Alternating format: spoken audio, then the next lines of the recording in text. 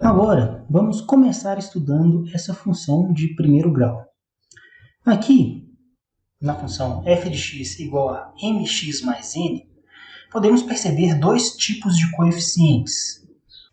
O coeficiente linear e o coeficiente angular. O coeficiente linear é o valor da função quando x é igual a zero. Isso significa que n é o valor y quando a função intercepta o eixo das coordenadas. No caso dessa função, o n seria igual a 1. Já o coeficiente angular é a inclinação da reta, e ele é obtido através da tangente do ângulo de inclinação. A partir de dois pontos nessa reta, P1 e P2, podemos encontrar as suas coordenadas x e y. Quando fazemos isso, podemos encontrar qual é a inclinação da nossa reta a partir da tangente desse ângulo formado. A tangente desse ângulo nada mais é do que o cateto oposto sobre o cateto adjacente. Se pegarmos a coordenada do ponto P1 e colocarmos aqui x1, consequentemente teremos a coordenada f de x1. E quando pegamos o valor para x do ponto P2, teríamos aqui então um x2, que da mesma forma teríamos aqui um f de x2. Dessa maneira, o cateto adjacente que está aqui, ele seria simplesmente a diferença entre o x2 e o x1. E o nosso cateto oposto, que é essa distância aqui, seria o f de x2 menos f de x1. Assim, a nossa tangente de θ aqui ficaria f de x2 menos f de x1 sobre x2 menos x1. A partir dos valores dessas coordenadas, podemos encontrar, então, qual é o nosso coeficiente angular. E uma outra forma de escrevermos essa função seria como ΔF sobre Δx. Isso porque o cateto oposto, nesse caso aqui, ele é simplesmente o f de x no ponto final menos o f de x no ponto inicial. Logo, esse cateto oposto aqui, ele pode ser escrito como um ΔF. E o cateto adjacente, ele é o x no ponto final menos o x do ponto inicial. Então, aqui podemos escrever como sendo um Δx. Por isso, essa forma de encontrar o coeficiente angular da reta também pode ser escrita como um ΔF sobre Δx. Essa forma de escrita ela é muito interessante porque ela nos mostra de forma clara uma das propriedades mais importantes do coeficiente angular. Ela nos dá a relação entre a variação da função em relação à variação do x. Em outras palavras, você pode definir a partir do coeficiente angular que, para cada unidade que você varia em x, você varia uma quantidade proporcional em y. E isso promove a inclinação dessa reta. Neste caso, por exemplo, para cada um passo que é dado em x, 2 passos são dados em y. E essa é a relação entre a variação da função referente à variação da variável x. E essa é a maneira que encontramos a inclinação para uma função de primeiro grau. No entanto, outras funções precisam de um estudo um pouco diferente para sabermos qual é a inclinação. O primeiro aspecto que vemos aqui é que nessa curva ela não possui uma inclinação fixa. Ou seja, para cada ponto ela possui uma inclinação diferente.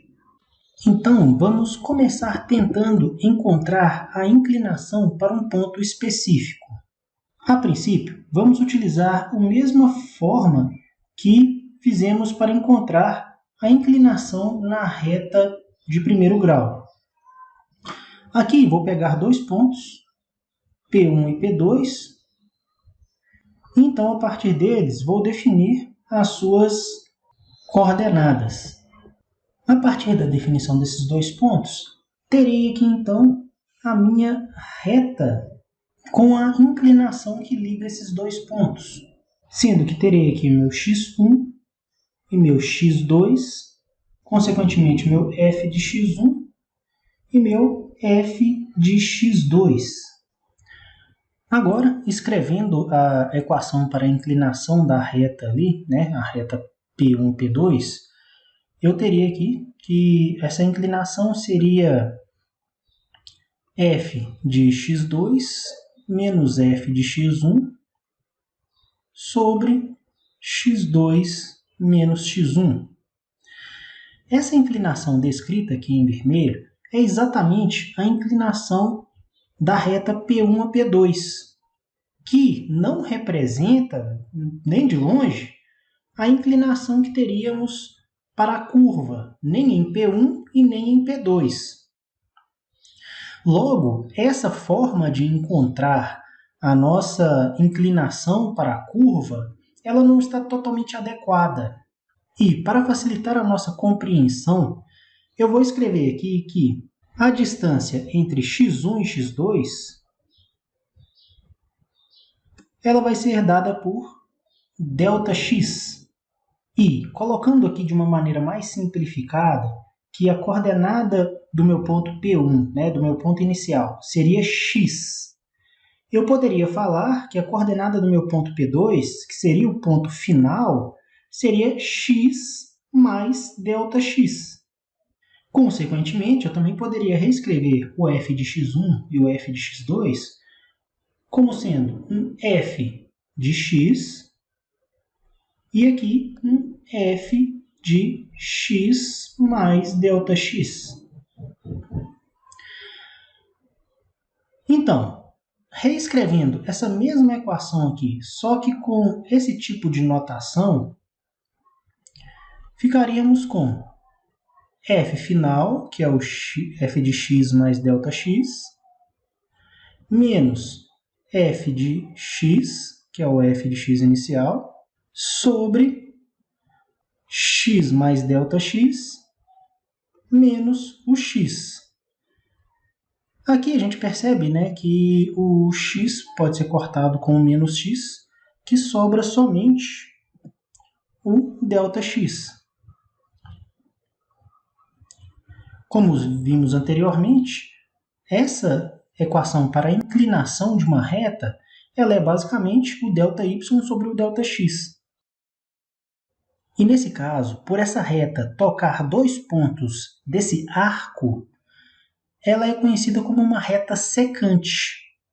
Por isso, damos o nome para essa equação de equação da inclinação da reta secante.